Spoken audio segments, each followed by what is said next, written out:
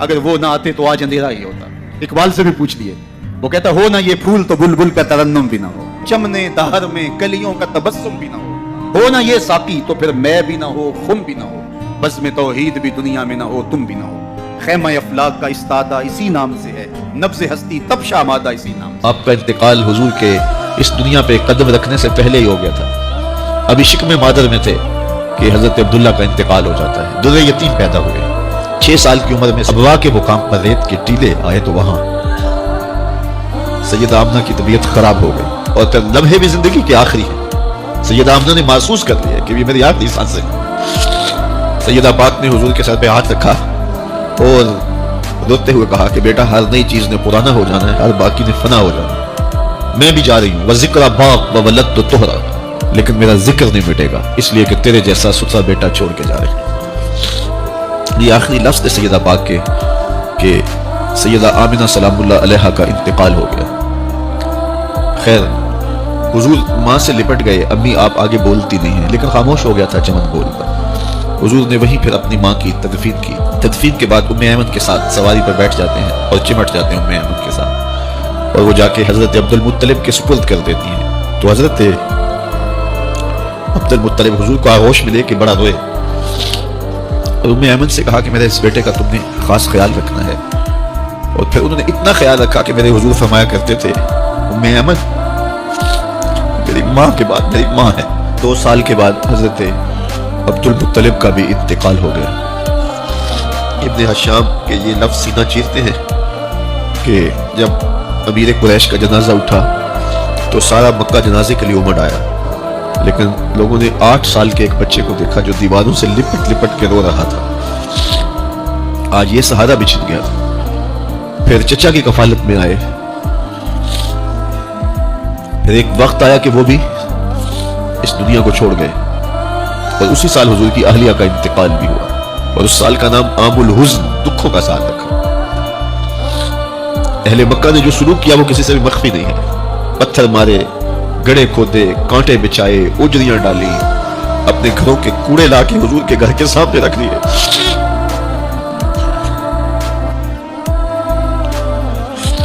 कि किस चीज की सजा दे रहे थे मेरे हुजूर को। मेरे हुजूर अलैहिस्सलाम ने फिर ताइफ का सफर किया कि शायद वो लोग मेरी बात को सुन लें, लेकिन उन्होंने जो दर्दनाक सलूक किया वो भी तारीख का एक इंतहाई दर्दनाक बाब है।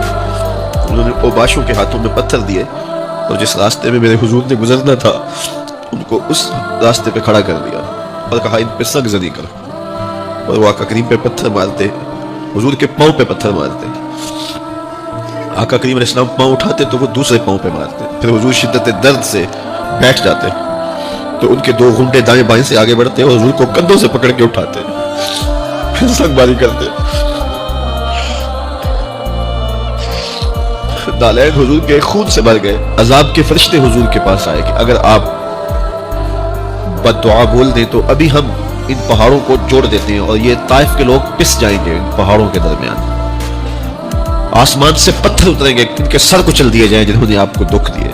अब सहाबा जो साथ थे उन्हें भी शदीद आरज़ू थी कि हुजूर इनके लिए बद्दुआ करें, इन्होंने बड़ा दुख दिया। तो फिर हुजूर के हाथ उठ गए। सहाबा का ख्याल यह था कि अभी हुजूर की जुबान खुलेगी और बद्दुआ के लफ्ज़ निकलेंगे और ये पीस दिए जाएंगे। लेकिन जब वो लब खुले, वो पतली पतली गुले कुद्स की पत्तियां, वो लबहाए दूर जब खुले तो लफ्ज़ क्या थे? ऐ अल्लाह मेरी कौम को हिदायत दे दे, ये मुझे जानती नहीं। और कहा कि मुझे इनकी नस्लों से ईमान की तवक्को है। दुनिया के ऊपर माँ के प्यार का कोई बदल मौजूद है? वो कहते हैं कि समंदर की पाताल तक तो शायद कोई पहुंच गया हो, लेकिन माँ के प्यार का किनारा आज तक किसी को नहीं। माँ जब बोलती है तो उसके लहजे में जिब्रील बोलता है। माँ जब मुस्कुराती है तो लगता है जन्नत की सारी कलियां खिल उठी। माँ जब प्यार से देखती है तो लगता है आसमान से रहमतें उतर रही।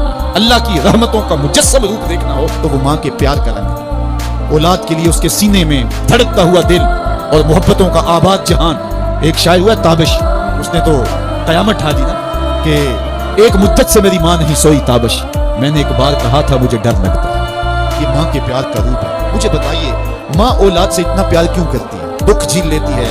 औलाद का पेट पालने के लिए किसी के गंदे बर्तन भी मांजने पड़े तो माँ इससे भी गुरेज नहीं करती। शहर में आकर पढ़ने वालों भूल गए हो किसकी माँ ने कितना जेवर बेचा है। माएँ औलाद के लिए कितने दुख झेलती हैं, कितनी तकलीफें झेलती हैं, उनका नूरे नजर जब कामयाब होकर के आता है तो वो चेहरे की बलाएं लेती हैं, फूले नहीं समाती। माँ को, बाप को औलाद से इतना प्यार क्यों है? तो आप एक ही जवाब देंगे, इसलिए कि माँ ने औलाद को जन्म दिया है। जिस माँ ने जन्म दिया है वो इतना प्यार करती है, तो जिस रब ने खलक किया है वो कितना प्यार करता है। जन्म देने वाली का प्यार किसी तराजू पे नहीं तोला जा सकता, तो जिसने खलक किया उसके प्यार का आलम क्या है? तो वो खुद पुकार के कहते हैं अल्लाह जी खालका का, क्यों मुझसे भाग रहा है, मैं तेरा खालिक लगता हूँ। माँ को छोड़ के बच्चा भागे ना तो माँ कहती है पुत्र इतनी ठंडी छांव कहीं नहीं मिलेगी, आजा पलट के, जमाने की ठोकरें तुझे मार देंगी, आजा जमाने की धूप तुझे जला देगी। मालिक भी कहता है ओ भागने वाले आजा पलट के, मैं तेरा रब लगता हूँ, मैं तेरा खालिक लगता हूँ, आजा पलट के।